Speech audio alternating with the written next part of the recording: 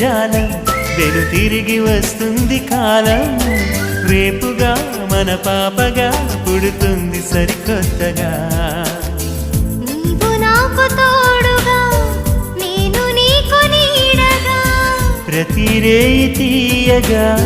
పిలుస్తోంది హాయిగా ఇలా ఉండిపోతే చాలుగా